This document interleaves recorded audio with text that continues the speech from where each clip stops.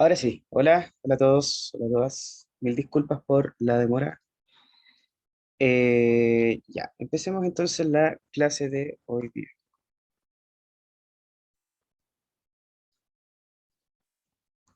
Ya, seguimos avanzando. Entonces, la clase pasada vimos todo el tema de tratar con outliers, como también de proyectar los datos en baja dimensionalidad.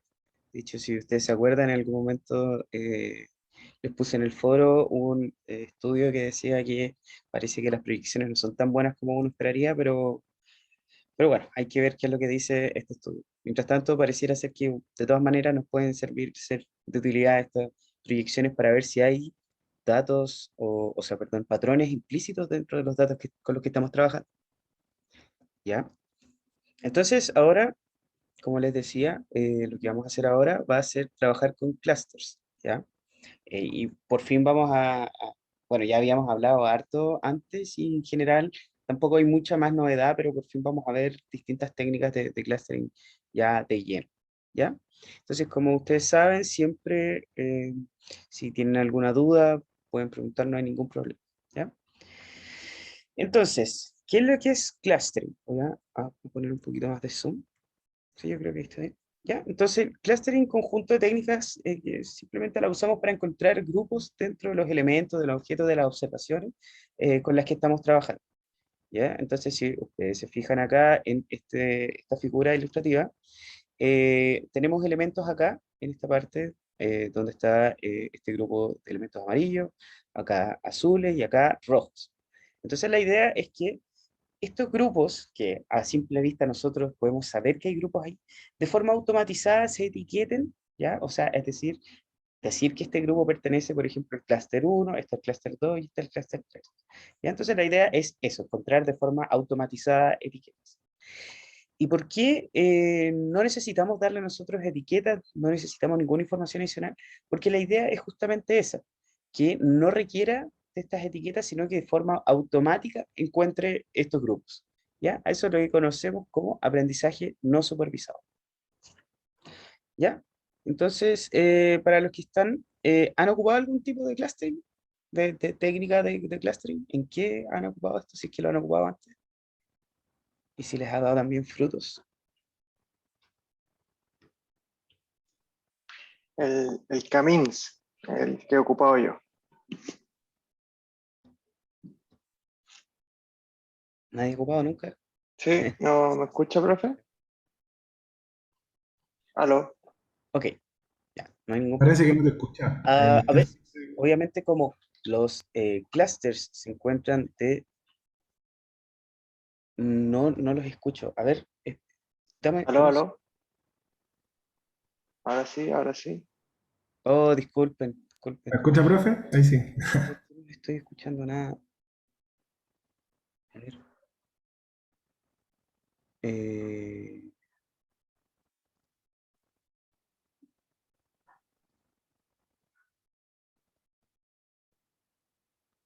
denme un segundito.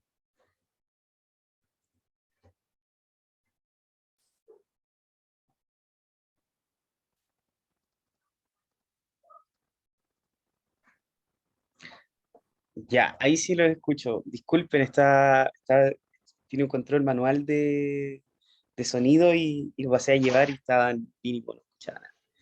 Mil disculpas. ¿Ahora Ya, sí? sí, ahora sí. Qué bueno, qué bueno. Ya, entonces, cuéntenme. Si no, yo le contaba que he usado Camins. ¿Ya? ¿Qué tal te han El, dado eso? el, ¿Sobre qué tipo de datos? hice como una segmentación de socios para una fundación y anduvo bien, pero tuve que usar pocas características. Como que le agregaba muchas características y no llegaba a buenos resultados. Al final, como que ocupé cuatro o cinco, me acuerdo. Y con esas cinco pude formar clusters más o menos como sensatos. Pero Ya, era como muy de ir probando, como prueba y error. claro, claro. Interesante eso también porque depende de las características con las que tú estés modelando tu problema. Y Y eso va obviamente a definir cuáles son los grupos que va a estar formando así. Pero bueno, está bueno ese problema. En general, claro, el tema de segmentación automatizada anda bastante bien todo esto de clase. Y es un poquito lo Mm. que vamos a ver también en la próxima hora. ¿Alguien más había dicho algo, cierto, Sebastián? O, No, igual que mi compañero también ha ocupado Camins, pero era ya. para avisar que, que estaba hablando, Estefano. Ah, ok, ya. Lo más extraño de todo es que acá a la parte derecha de mi pantalla sale como un indicador de quién está hablando y no me salía que estaba hablando nadie. Por eso decía que es raro, tampoco escucho nada. Pero bueno, son pequeños errores. Ya, entonces, dejemos eso como de lado la idea principal de lo que es el clustering y sigamos avanzando un poquito respecto a la clase. ¿Ya? Hay varios tipos de clustering. Primero que nada está el particional, que es el que vamos a estar probablemente viendo toda la clase, salvo esta parte de acá. Y este simplemente divide los conjuntos en clusters sin traslapes, ¿ya? O sea, es decir, tenemos distintas cantidades de puntos, tomamos una, le asignamos un grupo, este otro. Hay este clúster probabilístico difuso, yo no, en verdad nunca lo he visto que lo ocupen, pero de todas maneras existe, ¿ya? Y cada objeto ya no pertenece a un clúster como tal, sino que tiene una probabilidad o un peso de pertenecer a ese clúster. ¿Ya? Y por último está el clustering jerárquico, que es el que vamos a ver al final. Y este consiste simplemente en un tipo de clustering que vamos juntando elementos, o sea, todos los elementos parten de cero o al contrario, todos los elementos parten en un gran clúster y los vamos dividiendo o los vamos juntando según lo que necesiten. ¿Ya? Entonces, esos son los tres tipos de clustering. Lamentablemente el segundo no lo vamos a estar viendo.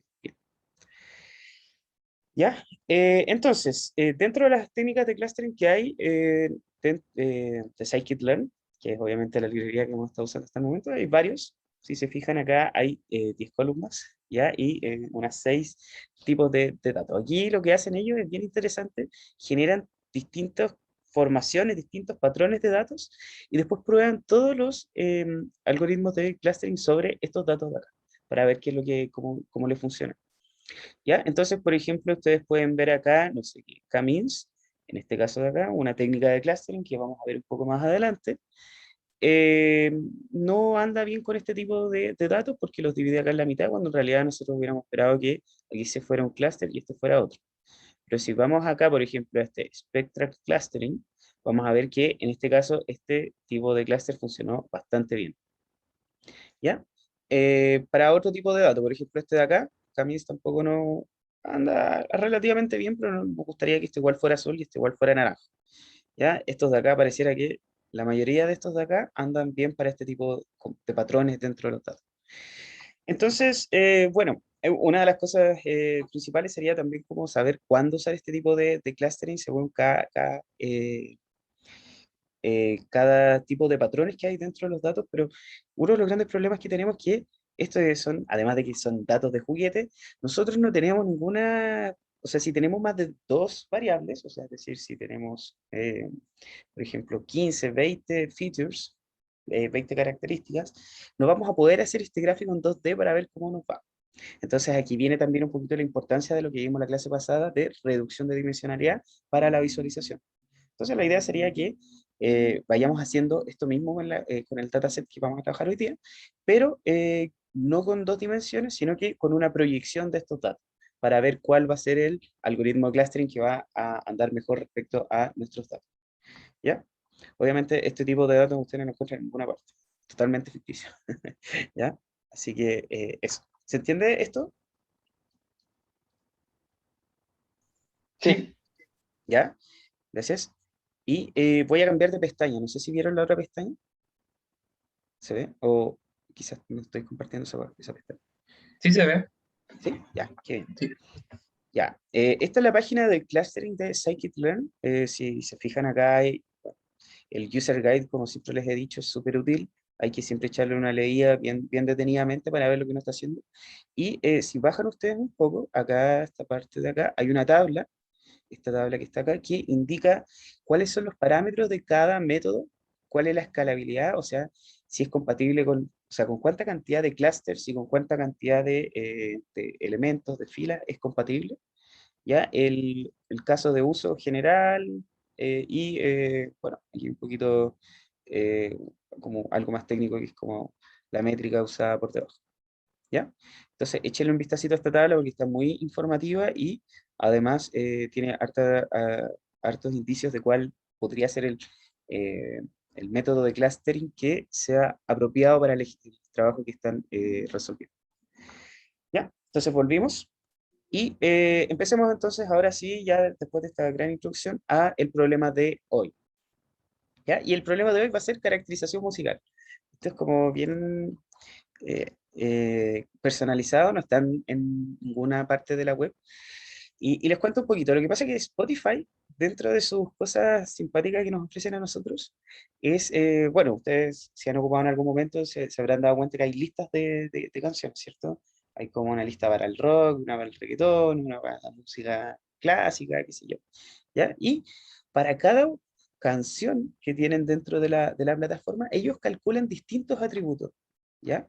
Por ejemplo, la escala de la canción, por ejemplo, si está en do, ya, no, mejor no me pego eh, la falla aquí, mejor no chamuyo esto porque yo verdad, no sé casi nada de música. ¿Ya? El modo, si la escala es mayor o es menor, cuántos pulsos hay por cada compás, y también tienen otras cosas, estos son como un poquito más,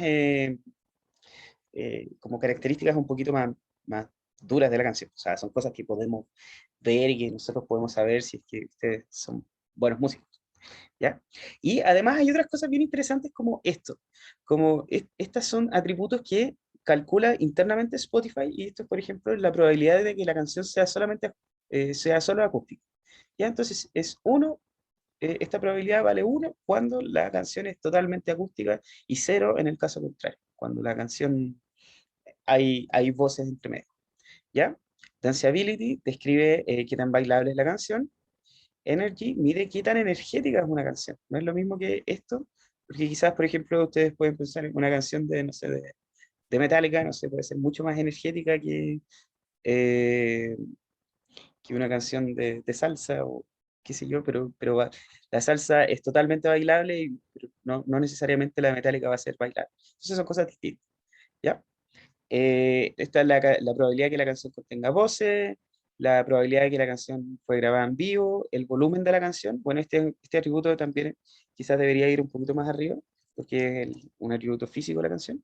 Y el mismo gozo o sea, la misma cosa, perdón, eh, había uno que es el tiempo que tiene la canción, ¿ya? O sea, cuánto dura en milisegundos, a eso me refiero. Ya, este también Valencia, en general cuando ustedes se encuentran con Valencia, lo que en verdad está indicando es el sentimiento de la canción. ¿Ya? Valencia uno indica que la canción es como contenta, transmite felicidad, alegría, euforia también. Y cero es tristeza, enojo, depresión, rabia, qué sé yo. Ya, entonces también esta es importante. Hay pequeño paréntesis, en general es un problema esto de el análisis de sentimiento. Ya, obviamente es como uno de los problemas más estudiados porque a las empresas, por ejemplo, les gusta que ustedes, o sea, que ellos sepan qué es lo que dice la gente de sus productos. Entonces, por ejemplo, no necesariamente va a tener un correlato bueno si una persona le pone 3 estrellas y después en el comentario dice excelente el producto, pero no era del color que yo quería. Entonces, quieren ver más o menos, analizar el texto y ver si el sentimiento del texto se correlaciona con las otras cosas. Y en general, si no tienen estrellas, también pueden analizar. Entonces la idea es que ellos vean el sentimiento de ese texto y no necesariamente solamente sentimiento, sino que las emociones por separado. ¿Ya? También hay distintas tareas en las que ustedes tienen que calcular la probabilidad de que sea cada uno de estos por separado, no solamente comprimido en solamente una variable. ¿Ya? Pequeño paréntesis para contarles un poquito del análisis de sentimiento porque es importante también con esta parte. ¿Ya? Y la variable predecir, en general no era una variable predecir, si esto simplemente eran atributos y yo como en el momento que armé este dataset, porque me descargué estas cosas, me metí como por debajo, por interfaz que ofrece Spotify para descargar estas cosas, y puse que la variable a predecir para un problema futuro era el género, pero no necesariamente puede ser eso, sino que pueden ser otras cosas. ¿Ya? Entonces, a simple vista, hay características que podrían estar repetidas, y la segunda pregunta, ¿hay características que nos dicen más o menos lo mismo? ¿Qué creen ustedes?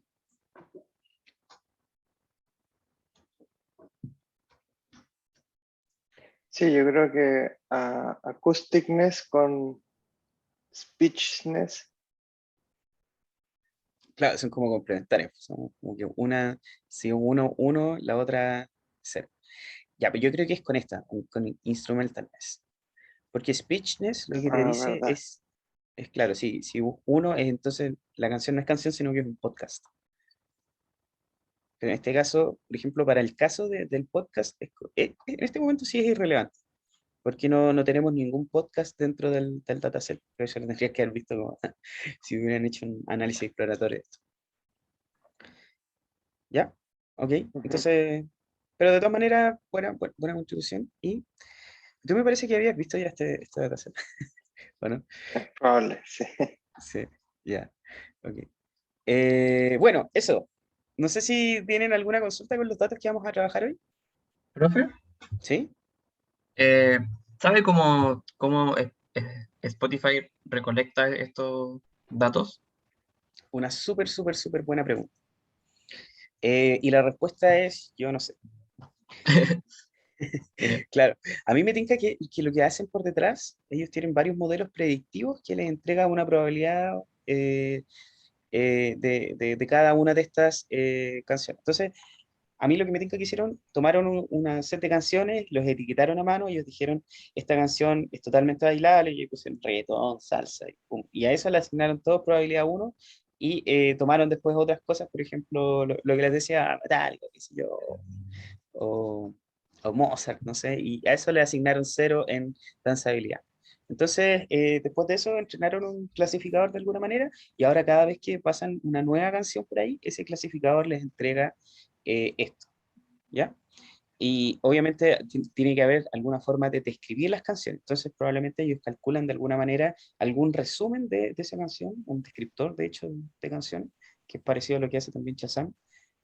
Calcula como un vector para cada canción y a partir de ese vector después el clasificador decide la probabilidad de cada una de estas cosas. Pero ese como vector tiene que ver con eh, no sé cómo decirlo, pero como la canción Claro, pasada como a datos. No sé cómo claro. Es explicarlo que como... sí, sí, está bien. Es que es lo mismo que hemos estado haciendo hasta el momento. Tú, por ejemplo, si tú quieres describir un animal como lo que hicimos en las primeras clases, una fruta, ¿tú qué es lo que describes? Si tiene pepa, si el color de la cáscara, si es dulce, si, no sé, el, qué sé yo, todas esas cosas. Y hay que pensar de la misma manera, para la música. ¿Qué puede describirte a la música? ¿Ya? Estas cosas que son como un poquito más, esto quizás se puede sacar de forma automática con un detector de frecuencias, qué sé yo. Esto de acá tiene que quizás ver también con la misma codificación del archivo. Y después también tú puedes hacer resúmenes de los distintos segmentos de la música. Y puedes, por ejemplo, no sé, decir, en este tiempo del 0 al 1 minuto hay como alta intensidad de ciertas frecuencias, qué sé yo, y después en otro hay, no sé, y después baja, qué sé yo.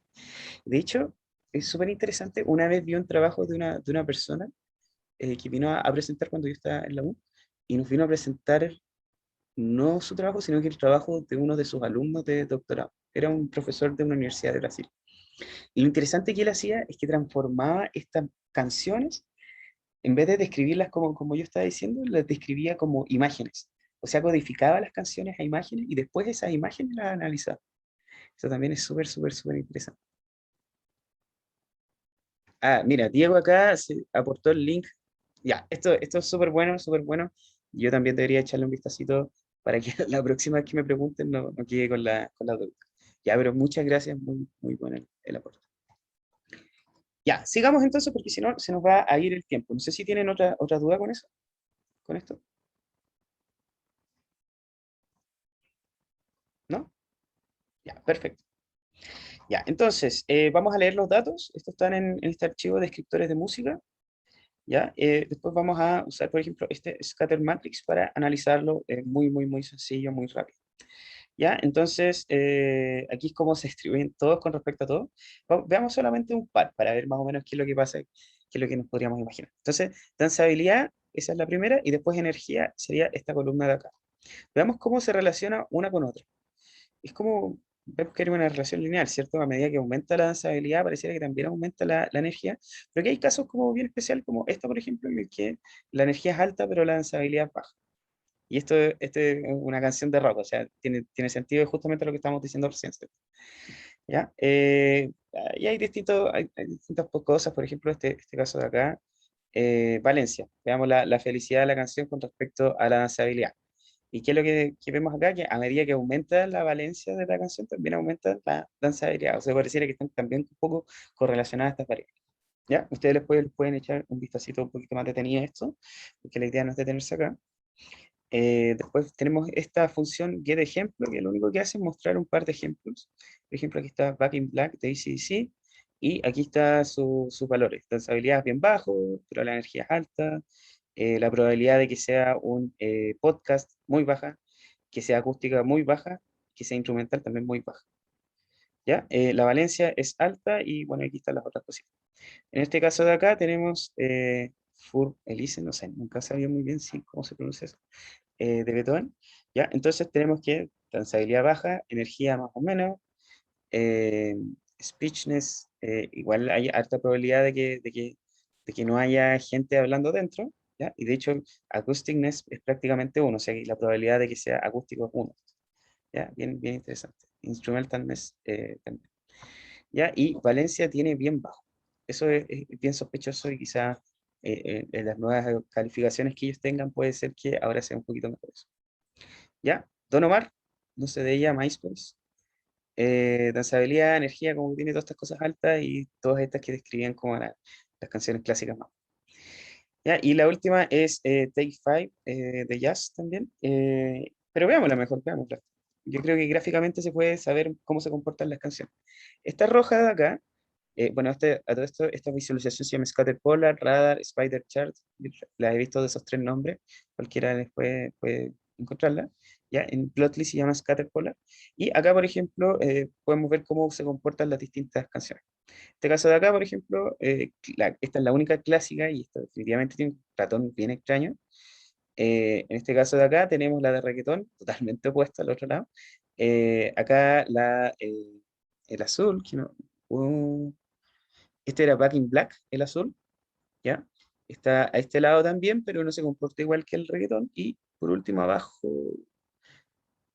es la morada, creo. Sí, esa es Take Five, que es de jazz. ¿Ya? Entonces, aquí pueden ver como relativamente sencillo el comportamiento de las canciones de forma individual. ¿Ya? Vamos a avanzar rápido porque no quiero seguir tomando tiempo esta parte, después ustedes la pueden echar un vistacito. ¿Ya? Aquí simplemente un gráfico de correlaciones para ver cómo se correlaciona una con respecto a la otra. Y aquí acousticness y instrumentalness es totalmente inverso a danzabilidad. ¿Ya? O sea, si está uno, el otro relativamente no está, es baja la probabilidad. ¿Ya? Y en este otro caso de acá, estos que están en color naranjo, tienen alta correlación entre ellos. ¿Ya? Histogramas. Histograma, esta es la duración, de duración de la canción. Este no lo habíamos marcado recién, pero en general esa es como la duración en milisegundos. El volumen, la mayoría de las canciones se concentran en este espacio de volumen, y las de acá, yo no sé si estos volumen más bajos, yo me imagino que sí. Y estas son las canciones que tienen como volumen un poquito más bajo. ¿Ya? Y eso, vamos a seguir avanzando. Esta es cómo se distribuye cada una de las variables. Noten acá que todas las variables, bueno, obviamente este se distribuye en medias normales, una cosa así, pero las variables están todos contenidos en 0, 1. Así que para efectos prácticos no deberíamos nosotros estar escalando, salvo unas variables interesantes que son, segundo, que son la duración. Obviamente la duración sí nos gustaría escalarla para que quede un rango 0,1, y también este volumen, loudness, también la idea es que quede entre 0 y 1 para que nosotros podamos después conversar en la misma escala con todas las otras probabilidades. ¿Ya? Entonces, escalemos. ¿Se entiende la idea de qué es lo que vamos a hacer? Y obviamente escalar para que después podamos hacer clusters sobre esto. ¿Ya? Esta es la larga introducción a este dato. Ya, perfecto. Entonces, ¿qué es lo que vamos a hacer? Vamos a tomar estas features, todas estas de acá, ¿ya? Y las vamos a preprocesar. Entonces, ¿qué vamos a hacer? Vamos a usar no standard scaler, sino que vamos a usar min-max scaler sobre las dos features que les había conversado recién, ¿cierto? La duración y el volumen, para que todas queden en rango 0,1. Todas las features que vamos a usar van a quedar en ese rango. Para eso, ¿qué vamos a hacer? Vamos a usar este min-max scaler, perdón, sobre este column transformer. ¿Ya? La idea es que pensemos todo siempre ahora dentro de un pipeline. ¿Ya? Entonces, este column transformer va a contener las transformaciones, y lo que le vamos a decir con este variable remainder es que todas las otras las pase sin afectar. O sea, es decir, que no se preocupen por el resto, solamente transforme estas dos variables usando max scaler para que queden en un rango 0, 1. ¿Ya? Y después este column transformer lo ponemos dentro de nuestro pipeline y decimos que la primera etapa de nuestro pipeline es el preprocesamiento, y el preprocesamiento, perdón, está enmarcado en lo que nosotros estamos diciendo acá. Entonces vamos a escalar. Aquí simplemente después hacemos dentro de nuestro pipeline, hacemos feed transform, le pasamos las features que queremos escalar, y aquí tenemos el resultado de las features escaladas. Obviamente nosotros no somos máquinas, así que no entendemos qué significa esto, y por eso lo que hacemos es ponerlas dentro de un data frame, ¿ya? Es simplemente tomamos este arreglo, le ponemos el nombre de las columnas, y ahora nos queda algo mucho más entendible para nosotros. Y fíjense que loudness y duración ahora están en un rango 0,1 también. Ya, si ponemos un describe acá, vemos que está dentro del rango 0, y ese es el mínimo, y el máximo es 0,98. ¿Ya? Prácticamente 0. Están todas en ese mismo rango. Ya. Entonces, lo que vamos a hacer ahora, y lo que les decía al comienzo de la clase, era que vamos a proyectar. ¿Ya? Vamos, como queremos ver cuál algoritmo de clustering usar acá, lo que queremos hacer es básicamente esto mismo que hicieron acá. Proyectamos en 2 dimensiones para que nosotros podamos ver cómo se comportan los datos dentro de estos patrones. Y aquí viene lo interesante. Este es el scatter, el gráfico de dispersión de nuestros datos proyectados. ¿Qué se imaginan que hay acá?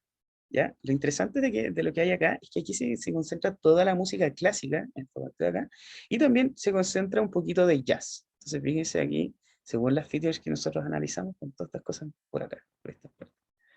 ¿Ya?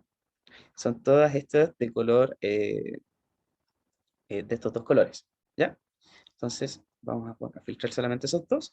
Y vemos también que un poco el jazz escapa por acá. Estos son como, quizás son otro subgénero del jazz, que es un poquito quizás más animado. O sea, podríamos hacer algo de ese estilo.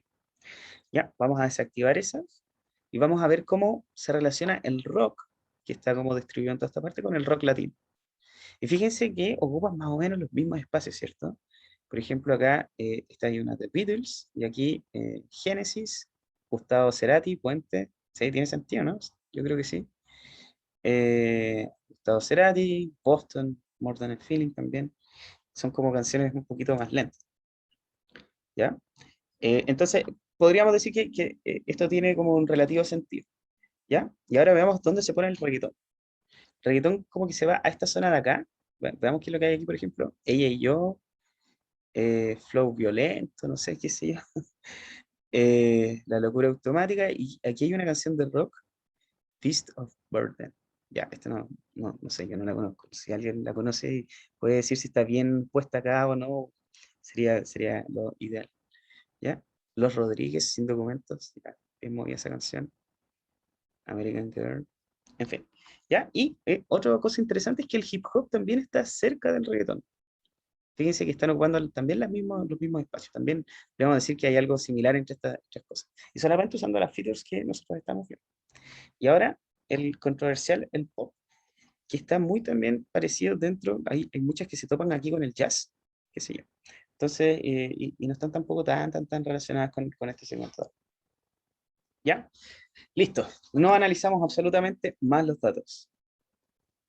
Sí, aquí en esto, sí, perdón, lo pasé muy rápido. Aquí lo que aplicamos es una reducción de dimensionalidad usando esta técnica UMAP, ¿ya? Esa la vimos en la clase pasada.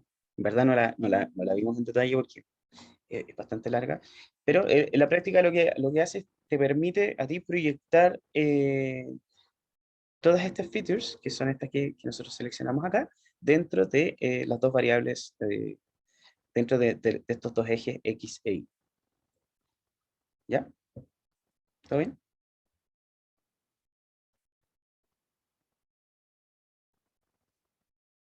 Ok, ¿ya?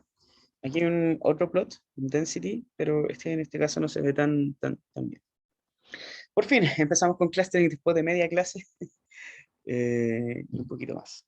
Ya, entonces, el primero que nada, el primero que habíamos dicho era Camis, ¿ya? Este es, yo creo que uno de los, si no es el más fácil, es uno de los más sencillos. Y aquí lo único que nosotros tenemos que pensar es el número de clusters que nosotros les vamos a decir que se generen de forma automática, ¿ya? Entonces aquí está el algoritmo, pero en general vamos a ver otra cosa. Vamos a verlo como de forma un poquito más como relatada. ¿Ya? Entonces aquí tenemos distintas iteraciones. La idea es que hay que hacer varias veces este mismo proceso para encontrar los clústeres óptimos. Y lo que hacemos en cada proceso, bueno, al comienzo tenemos que elegir centros, ¿ya? Por eso se llama K-means. K-centros. Bueno, son centros, pero K-promedios, ¿ya? Entonces, elegimos un centro inicial. Acá, por ejemplo, acá y acá.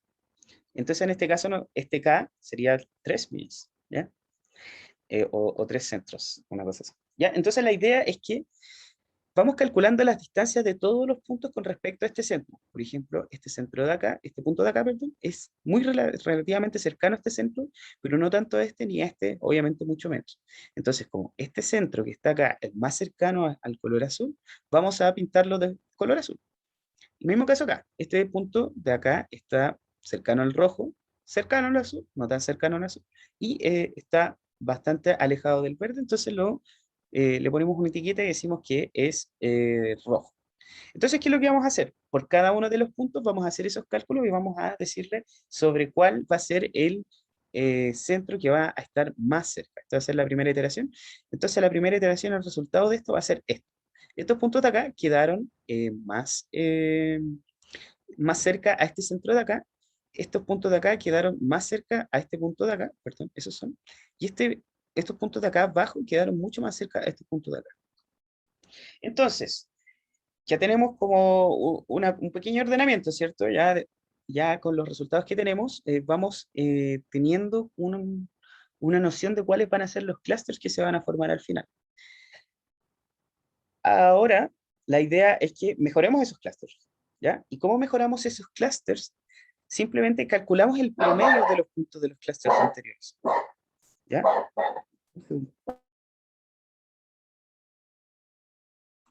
Ya, ahora sí. Ya, entonces,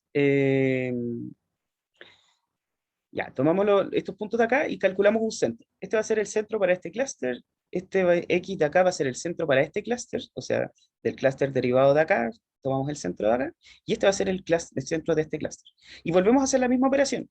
Vamos por todos los puntos y reasignamos a los centros más cercanos. Y fíjense cómo hacemos básicamente lo mismo, tercera, cuarta, quinta, sexta vez, y fíjense cómo se van moviendo los puntos a medida que se recalculan los centros, ¿ya? Y se vuelven de nuevo a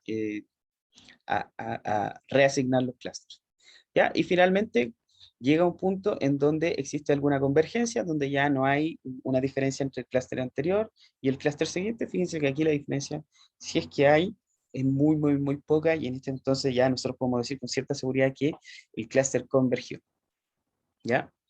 Eh, esta condición de que hasta que el clúster converja, que es en la práctica hasta que los centros no cambien, es equivalente a minimizar la suma de los errores cuadrados de cada elemento. Entonces, ¿qué es lo que hacemos?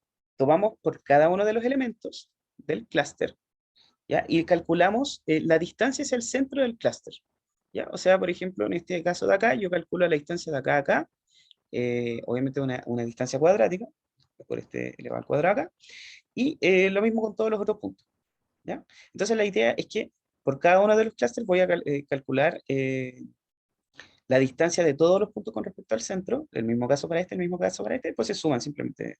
Por eso se llama la suma de los errores cuadrados. Y la idea es que este valor, a medida que yo voy reasignando los clústeres, vaya minimizándose hasta llegar al punto de convergencia en donde entre una iteración y otra ya prácticamente no haya mayores cambios en esta métrica que estamos calculando acá. ¿Ya? ¿Se entiende la idea de cómo funciona Camus?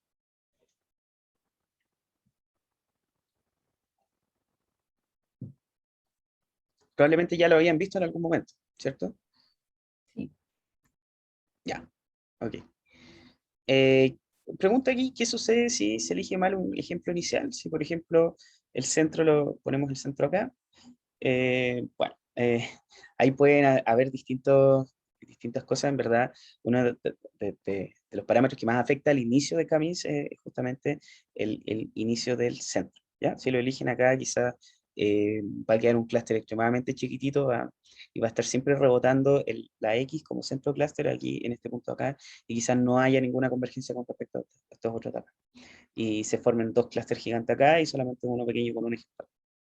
¿Ya? Súper importante en general.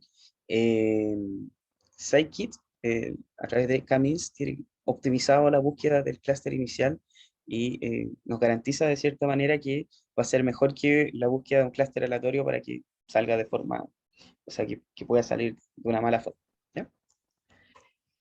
Entonces, ¿cómo lo usamos? Muy sencillo, importamos Camis desde scikit-learn.cluster, ¿ya? Hacemos fit sobre esto, o sea, primero obviamente lo instanciamos, y aquí fíjense que es el parámetro que nosotros le estamos dando, es el número de clusters, lo instanciamos, y después de eso simplemente es buscar los atributos de esta cosa, que son los que contienen ¿sí? El random state, ¿para qué sirve? Ya, muy buena pregunta. Y lo puedo poner afuera, porque lo que pasa es que lo estoy viendo también en otro ramo, estamos haciendo un laboratorio de esto mismo. Mm, Entonces, en el intro de la minería de datos. Entonces me surgía la duda porque a veces yo colocaba el random state afuera del código y no sé, como que no se fijaba, pero si lo pongo adentro, algo así como esto, ¿no es eh, cierto? claro, como que ponerle un número ahí, 20 o 99. Ya, ok. Sí, Puede ser mira, lo que... así, sí, sí. puede ser así, pero si lo dejaba afuera y no lo ponía en el Camins, no, como que no lo pescaba, no sé. Claro. Ya. Sí, el random state lo que en la práctica controla es los números aleatorios que tú estás generando por debajo. Como algo bien extraño, pero la práctica hace eso.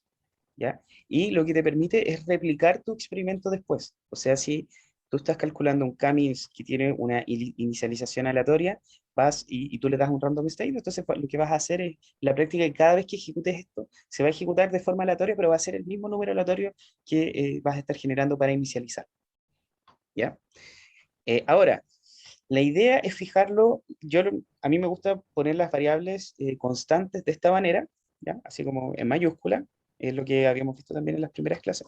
Y la idea después es que a cada método que tú estés usando, si es Camins, por ejemplo, si tú estás entrenando una regresión lineal, tú en random state, o sea, tú le pases como parámetro el random state. Así, de esta manera. No es una variable global que, por ejemplo, Scikit vaya y la lea desde tu notebook y diga, este es random state, entonces voy a ocupar esto. Tú siempre tienes que darlo como parámetro en el caso que eso sea aceptado dentro del método que tú estás usando.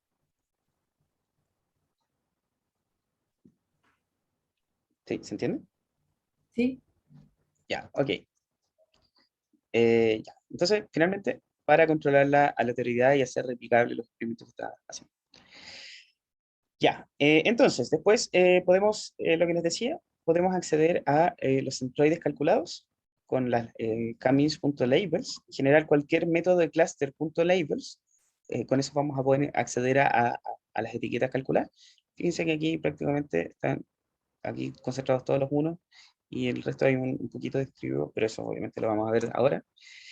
Podemos acceder también a los centroides, ya está bien interesante también, porque los centroides son justamente estos que están acá, que convergieron, que no necesariamente coinciden con un punto como tal, sino que es un centro, ¿no? que existe dentro del espacio de features con el que están trabajando. ¿Ya? En este caso los centros son estos. No representa ninguna canción, podría ser una canción perfectamente, pero esto no representa ninguna canción. Y como dijimos que habían dos clusters, entonces este es el primer centro y este es el segundo.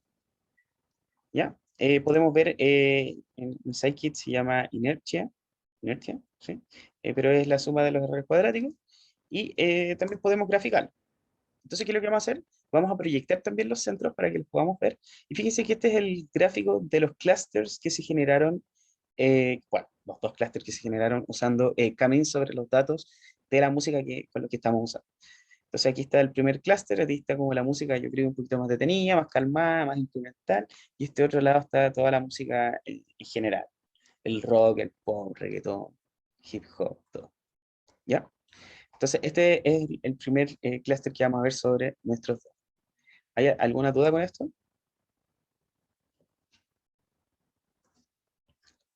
Ya, todo bien. Podemos también aumentar el número de clusters. Recuerden que para Camis, número de clusters es el parámetro que toma, ¿ya? Entonces, en este caso vamos a poner 5, ¿ya? Y fíjense que ahora hay una división un poquito más clara de las cosas, ¿cierto? Aquí hay un clúster, ya, esto dijimos que era como solamente música clásica. Aquí está un poquito el pop con el jazz, ¿ya? Que serían bastante. Acá estaba el reggaetón, la música disco, estaba el hip hop. Y este lado de acá estaba el rock en general, ¿ya? Y en este de acá arriba yo no me acuerdo. Ah, y también sale, qué simpático esto. Esto es como, ¿qué tenemos acá? Como música electrónica, no sé, una cosa así, ¿cierto?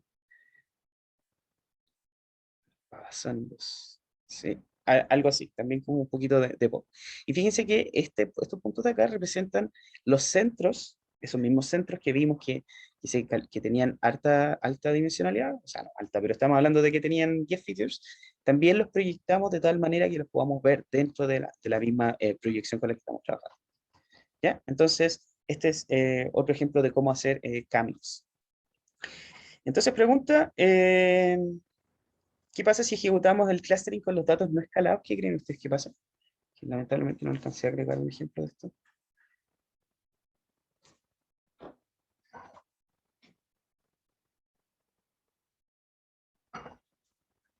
O sea, es decir, ¿qué pasa si usábamos, por ejemplo, los milisegundos como tal y teníamos de repente una canción que dura 8000 milisegundos? Puede ser que los datos que estaban entre 0 y 1 los tire todos juntos, porque son muy chicos, siendo que Claro, igual hay harta diferencia. claro, claro, sí, de todas maneras.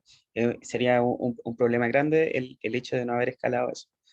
Entonces, al final, lo único que iba a tomar peso dentro de la proyección que nosotros íbamos a ver iba a ser el tiempo y el volumen. Y todo el resto iban a ser variables relativamente despreciables. Por eso es importante escalar los datos antes de, en general, entonces hacer cualquier cosa, de que estemos hablando, que estemos conversando en las mismas escalas siempre. Ya, muchas gracias. Y la segunda pregunta es, ¿cómo identificamos la cantidad de clusters óptimos? ¿Ya? Esta es solamente como aplicable a Camis y quizás a cluster jerárquico. Pero, ¿cómo hacemos eso?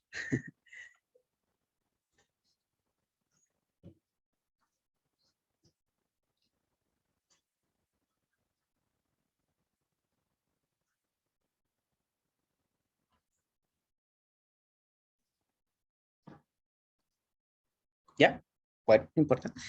Hay varias formas. La idea es que de alguna manera nosotros evaluemos el rendimiento de los clusters, ¿ya? Bueno, el método más sencillo no es eso, sino que es ver el método, bueno, sí, eso es la práctica. Ya, recordemos entonces, vamos para arriba, vamos un poquito arriba, y recordemos qué es lo que hacía por debajo para detenerse en todas las iteraciones que estaba calculando el camino, ¿cierto? Y lo que calculaba era esto, la suma de los errores cuadráticos. Entonces, de alguna manera, nosotros queríamos minimizar esto para encontrar los clusters que mejor se adaptaran, o sea, que mejor adaptaran los datos, ¿ya? Y esto, por otro lado, nos da una métrica de evaluación de nuestros clusters. O sea, nos dice qué tan buenos o qué tan malos eran nuestros clusters, ¿ya? Entonces, la idea sería que, de alguna manera, nosotros veamos cómo disminuye en la suma de los errores cuadráticos a medida que se aumenta la cantidad de clusters que nosotros estamos poniendo dentro de nuestros datos. Porque obviamente vamos a tener, mientras más clusters nosotros pongamos, vamos a tener más X acá, y vamos a tener clusters con mucho menos elementos, y obviamente las distancias, la suma de las distancias cuadráticas al centro van a ser súper pequeñas. O sea, a medida que aumentamos más, va a ir decreciendo más y más y más esta suma de los errores cuadrados. ¿Ya? Entonces, esa es la primera forma, y aquí no hay como algo bueno, a mí no me gusta mucho esto, pero es lo que se conoce comúnmente como el método del codo. ¿Ya? Entonces, ¿qué es lo que pasa? Que en el momento que se forma un codo, por ejemplo, acá o acá o acá, ¿ya? Por acá yo creo como que se rompe el brazo, o sea, formamos esta parte de acá, es el lugar donde se muestra el óptimo de clusters que deberían formarse. ¿Ya? Entonces, ¿qué vamos a hacer? Vamos a calcular la suma de los errores cuadráticos por cada cluster. Vamos a generar 20, ¿ya? Es decir, esto debería ser del 2 hasta el 20. ¿Ya? Y después lo que vamos a hacer, vamos a graficar esto y vemos cómo se comporta. Y esto es lo que explica por qué les decía que no funciona nunca esta técnica, porque a diferencia de este caso de acá, del método del codo, digo, donde se ve que hay como una especie de codo en alguna parte, o sea, acá en el 4, acá no hay nada. Acá simplemente disminuye la suma de los errores cuadráticos, pero no hay ningún indicador claro de cuál es el lugar óptimo para elegir el cluster. ¿Ya? Entonces aquí podemos decir que es al ojo, ¿sí? Ya, quizá acá, por acá, no sé, cosas así. Pero en la práctica tienen que verlo de forma, de otra forma. ¿Ya? Y la alternativa es el coeficiente de silueta, ¿ya? O de silueta, que en la práctica es una medida de cuán similar, ojo aquí, cuán similar es un objeto con respecto a su propio clúster en comparación a los otros clústeres, ¿ya? O sea, es decir, qué tan, si por ejemplo yo estuviera dentro de un clúster, es como la pregunta, ¿qué tan unido me siento al grupo de personas que me clusterizaron con respecto a cuánto me gustaría estar en otro clúster? ¿Cuánto me gustaría estar en otro grupo de personas? ¿Ya? Piénselo de esa manera, porque yo creo que es una de las mejores formas de verlo. Entonces, ¿qué es lo que tenemos acá? ¿Qué significa cada uno de estos valores?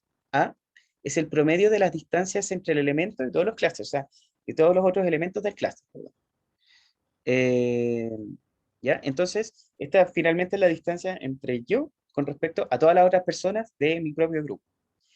B es la distancia, por otra parte, del elemento y el centro del clúster más cercano. O sea, si por ejemplo yo tengo allá al fondo otro grupo de personas y ese grupo es el más cercano al que yo tengo, yo calculo la distancia entre yo y esas personas, o esas personas y yo. Pero no es esas personas, sino que es el centro de esas personas.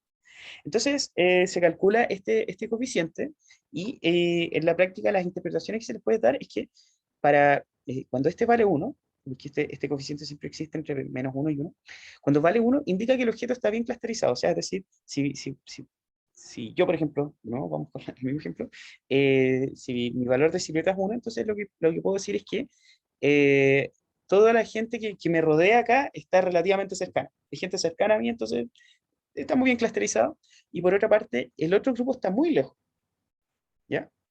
Entonces, ¿qué va a hacer eso? O no necesariamente tan lejos, y la idea es que simplemente de uno este coeficiente, ¿ya? Entonces aquí finalmente lo que va a aparecer, ¿ya? Es que acá este A, si están todos cercanos a mí, este A va a ser relativamente pequeño, ¿ya? Porque va a ser el promedio de la distancia, la gente va a estar cerca, las distancias van a ser pequeñas, y B va a ser alto porque el otro clúster está relativamente lejos. Entonces, como B es alto y nosotros tomamos el máximo entre A y B, va a ser prácticamente 1 dividido en 1, una cosa así. Y eso me va a dar un valor relativamente cercano a A. ¿Ya? Esa es como una interpretación que ustedes le pueden dar. Después pueden ver el resto de las interpretaciones. En el caso de 0, indica que el elemento está entre dos clústeres, o sea, está un poco difuso entre uno y otro, como que no le gusta mucho el grupo. A mí, en el caso mío, no me gustaría mucho estar aquí entre estas personas. Y -1 definitivamente dice que el elemento está mal asignado. Ya, ¿cómo calculamos esto entonces? Bueno, obviamente esto se calcula, lo último que falta, se calcula por cada uno de los elementos que ustedes quieren clusterizar. Entonces la idea después finalmente es sacar el promedio de estas cosas, ¿ya? Y a partir de este promedio, entonces después ustedes calculen este coeficiente. O sea, es decir, vamos a hacer este mismo análisis que hicimos solamente conmigo en este caso, pero después vamos a pasar por todas las personas y vamos a promediar todos estos coeficientes. ¿Ya? ¿Cómo lo hacemos? Simplemente importando esta select score, y hacemos lo mismo, ¿ya? Entonces le damos un conjunto de labels con respecto a la cantidad de clusters, por ejemplo, para 2, 3, 4, 5, y comparamos con las features, ¿ya? Y finalmente después, porque las features son los que dan las distancias entre los elementos, ¿ya? Y después simplemente graficamos y cogemos la que tenga un valor más cercano a 1. En este caso el valor más cercano a 1 es el 2. O sea, es el mismo que habíamos visto en este caso de acá. Este es como el clúster más coherente según coeficiente de silueta. ¿Ya? Profe, una duda. ¿Sí? Cuando calcula el B dice la distancia entre el elemento y el centro del clúster más cercano, en ninguna parte del coeficiente de Siluet se ocupa el clúster al que sí está asignado necesariamente, porque a lo que me refiero es que quizá el clúster más cercano no necesariamente es el clúster al que estoy asignado. No, es que ese no es, ese tú lo ocupas en A, porque en A, como tu elemento, tú te comparas con todo el resto del mismo clúster, del clúster al que fuiste asignado. Pero como ahí dice, es el promedio de las distancias entre el elemento. ¿Entre el elemento es el clúster Sí, entonces? sí, sí, aquí hay Ah, todos los otros elementos eh, del clúster al cual el elemento analizado fue, ¿cómo le podríamos aquí? Fue, eh, ah, eh, claro, entonces aquí es donde tú te comparas con respecto a tu clúster y B es con respecto a los ya, otros clústeres. ya, ahí sí me quedó claro. Claro, no, disculpa, aquí fue un pequeño como, error de tipado, no sé, una cosa así. Eso es la forma suave de decirlo. Ya, sigamos entonces. ¿Tienen más opciones? Obviamente lo que les decía es que finalmente evaluamos, yo creo que hay que enfocarse en dos cosas. En evaluar por una parte respecto a las métricas y en este link ustedes pueden encontrar muchas más métricas, ¿ya? De hecho, aquí da como una buena, una profundización, por ejemplo, las ventajas y desventajas de cada uno, que hay otro método más. Eh, entonces, una forma de encontrar la cantidad óptima de clusters es con respecto a eso, pero la otra opción también es que ustedes mismos vean si es coherente los clusters que se están generando o no. O sea, no vale, por ejemplo, que Silueta, por ejemplo, me hubiera dado aquí este número 16 es el mejor de clusters, cuando después vamos, nosotros analizamos las proyecciones y vemos que esta cosa no tiene ningún sentido. ¿Ya? Por otro lado, ustedes también tienen que darle el sentido a los grupos que se están descubriendo de forma automatizada. ¿Ya? Entonces, eso también es bien, bien, bien importante. Ya, segundo, ¿qué vamos a ver? O sea, ¿se entiende todo esto, cierto? Hasta el momento no hay más dudas.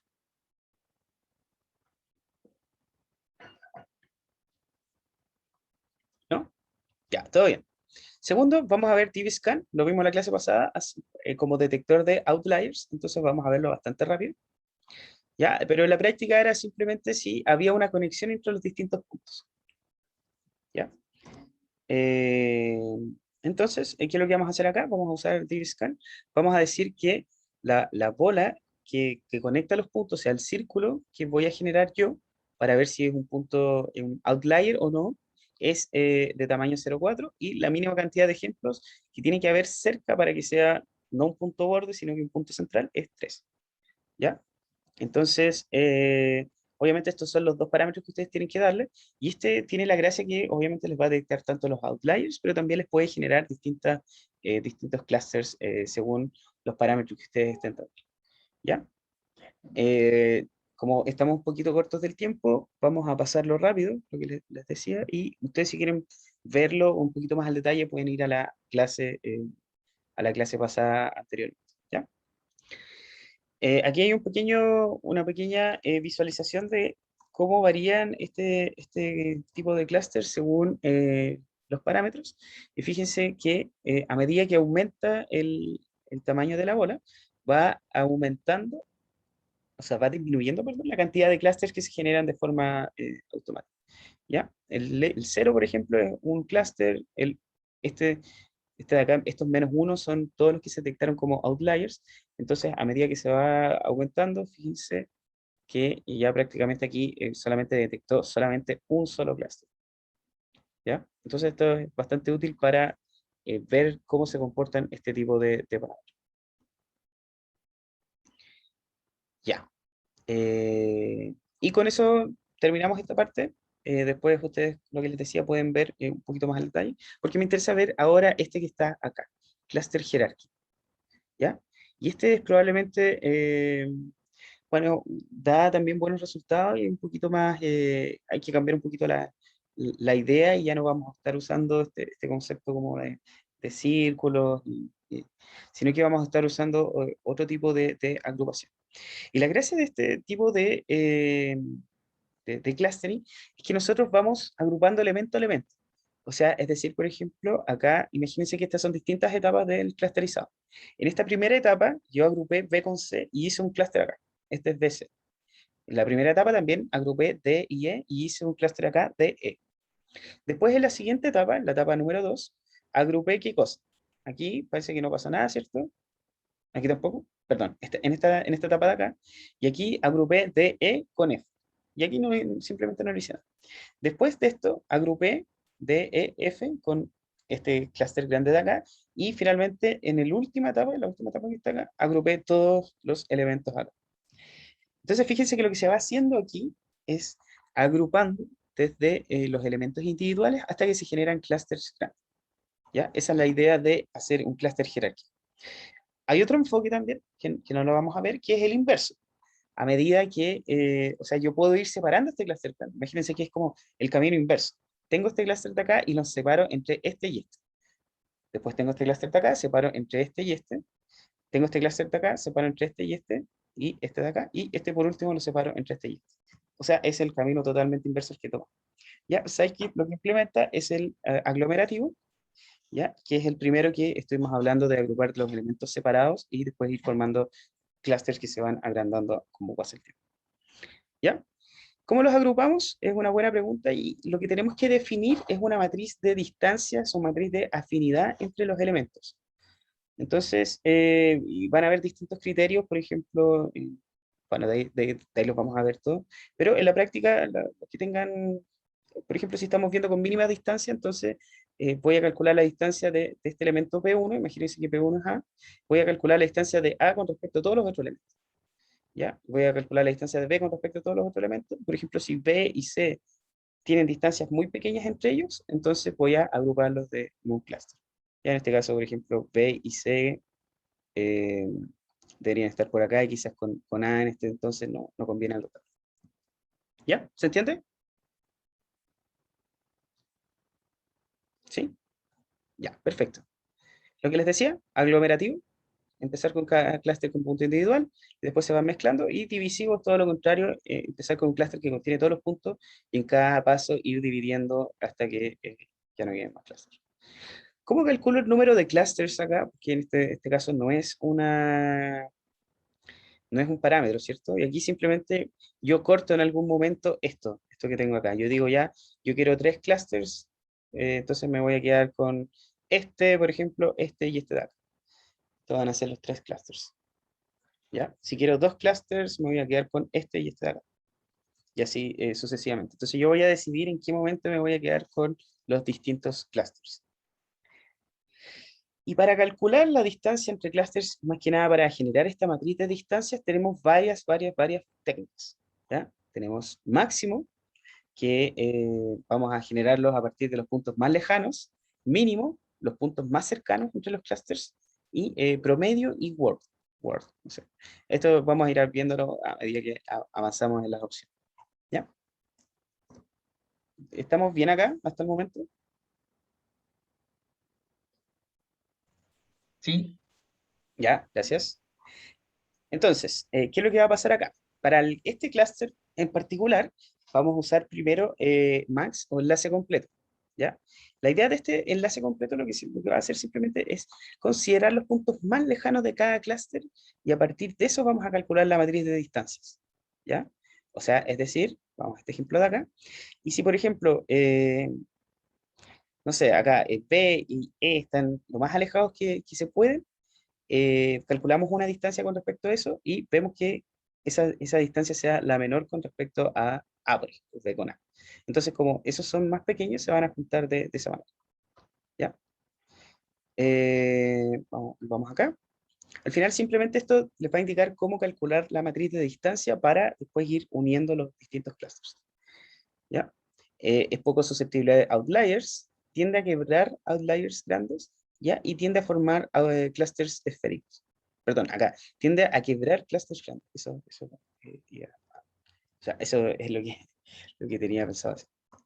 Ya. ¿Y qué vamos a hacer acá para mostrarles cómo funciona esto? Vamos a sacar 40 canciones aleatorias dentro del dataset. Y lo que vamos a hacer es vamos a calcular este clustering sobre esto y obviamente después el clustering sobre todos los otros para ver cómo se comporta con respecto a todos los datos. ¿Ya? Entonces, lo primero que vamos a hacer, vamos a generar un dendrograma. Para los que no conocían los dendogramas, es básicamente la misma cosa que habíamos visto arriba, que indica cómo se agrupan los distintos clusters. ¿Ya? Entonces, por ejemplo, acá en este caso, usando el complete, usando la distancia máxima entre los distintos puntos, primero vemos que, no sé, tenemos acá, estos de acá, Yadiel, Fashion Girl y Arcángel, mi fanática, se agruparon porque son muy similares entre ellos y formaron como una pequeña agrupación acá entre estas dos canciones. ¿Ya? Después, en el siguiente paso eh, de agrupación de estos en particular, cuando usamos el complete, que es esta cosa que estamos viendo acá, los puntos más lejanos entre dos clusters, entre los dos clusters de esto, en este caso, por ejemplo, de acá, de estos de acá y estos otros de acá, estos fueron los que dieron la mínima distancia de los puntos más lejanos. O sea, tomamos este clúster y para este clúster calculamos todos los otros clusters, este tipo de linkage, el completo, ¿ya? O sea, es decir, comparamos el más lejano de este con el más lejano de todos los otros clusters que se están formando a medida que aglomeramos, ¿ya? Y dijimos que el que tiene menor distancia entre los elementos más lejanos es el que se va a generar un nuevo cluster, ¿ya? En este caso de acá, bueno, aquí no pasó nada, pero en este caso de acá se unieron estos dos. O sea, aquí funcionó esa lógica, ¿ya? A eso se refiere. No sé si se entiende. Es un poquito más complejo que lo estamos haciendo. Yo, extrañamente salió solamente reggaetón, como raro, ¿no? Creo que debería haber salido otro tipo de música.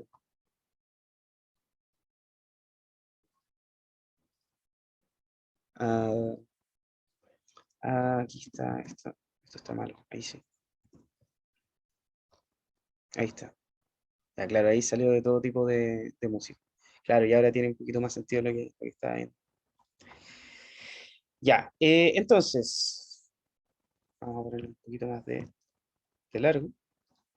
Y lo que vamos a ver acá es ahora cómo nosotros elegimos la cantidad de clusters y aquí simplemente le tenemos que dar las distancias. Porque estas finalmente son las distancias entre los distintos clusters a medida que vamos usando esta métrica que mide los puntos más lejanos entre ellos.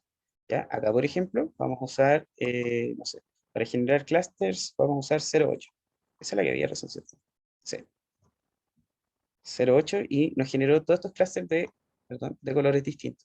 Pero si ahora ponemos 1,5, no nos debería generar muchos más clusters que estos que estamos viendo acá. Eso solamente generó estos tres, perdón. ¿Ya? Entonces, finalmente, ¿cómo nosotros le decimos que obtenga los clusters? A medida básicamente de las distancias entre los distintos clusters. Y en el caso de scikit-learn, uno, en vez de hacer este cálculo a mano, puede simplemente darle el número de clusters como parámetro a este tipo de cluster. Mucho más sencillo. ¿Ya? Y fíjense cuál es el tipo de clúster que generó, en este caso, para los datos de música que son los que estamos trabajando.